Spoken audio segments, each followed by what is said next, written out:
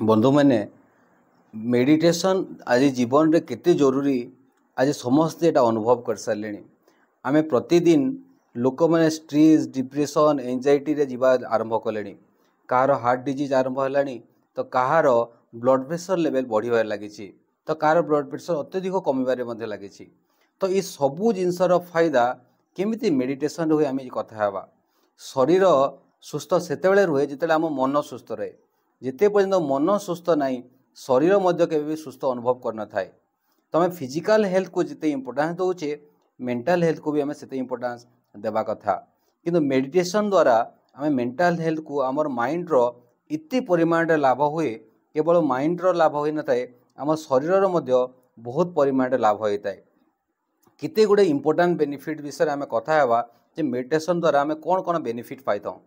Fast benefit होची आम जिते स्ट्रेस रिलेटेड डिजीज अच्छी आम से बहुत भल भाव क्योर कर जेमिति पोस्ट ट्रोमाटिक स्ट्रेस डिजॉर्डर है पीटीएसडी है। आपन ई जदि स्ट्रेस रे जने गति करुच्ची जदि मेडिटेशन रेगुलर इंटरवल करे देन बहुत कम समय भितर से स्ट्रेस रिलीफ हो। तृतीय बेनिफिट होची जनकर एकाग्रता शक्ति कमी जाउची कंसंट्रेशन लेवल कमी जाउची एटेंशन पावर नहीं। जदि जने रेगुलारली मेडिटेशन करे तार एटेंशन पावर बहुत सुंदर भाव में बढ़िया लगे। जोटा को आगुरी जन जब फोकस कर पार नथिला ताको से इजीली से गोटे जिनस लंबा समय धरी फोकस कर पारिबो। 3 नंबर बेनिफिट होची जने जदि रेगुलारली मेडिटेशन करे ताले विल पावर बढ़िबो। बहु जन गोटे काम को करिया पई चाहंती किंतु करि पारंतिनी काहेकि ना तांको पाखरे इच्छा शक्तिर कमी होता विल पावर कमी थाए। तो विल पावर जदि कमी अच्छी ताहले गोटे जिनस चाहिए मते जन करि पारंतिनी कहते मुझे चाहूँगी किंतु ए कामटा मुझे कंटिन्यू करिपारुनी लंबा समय धरी करिपारुनी। जने जदि मेडिटेशन रेगुलर इंटरवल करे तार विल पावर धीरे धीरे बढ़िबार लागि थाए।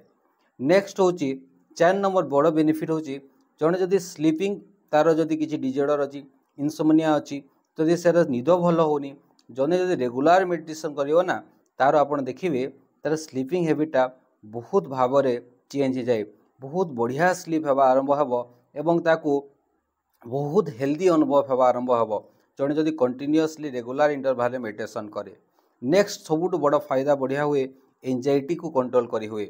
आज बहुत जन एंजाइटी रे सफर होचंती सेतिपई बहुत गुडे हार्ट डिजीज मध्य बढ़िबार लागिछि।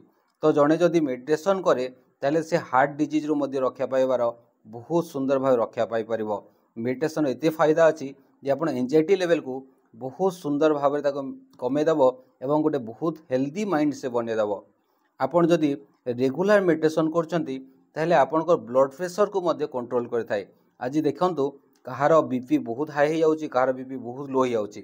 जने जदि कंटिन्यूअस इंटरवल रे मेडिटेशन करे तार ब्लड प्रेशर लेवल मध्य बहुत सुंदर भाव में मेंटेन हो जाए एवं से बढ़िया हेल्दी अनुभव करथाए।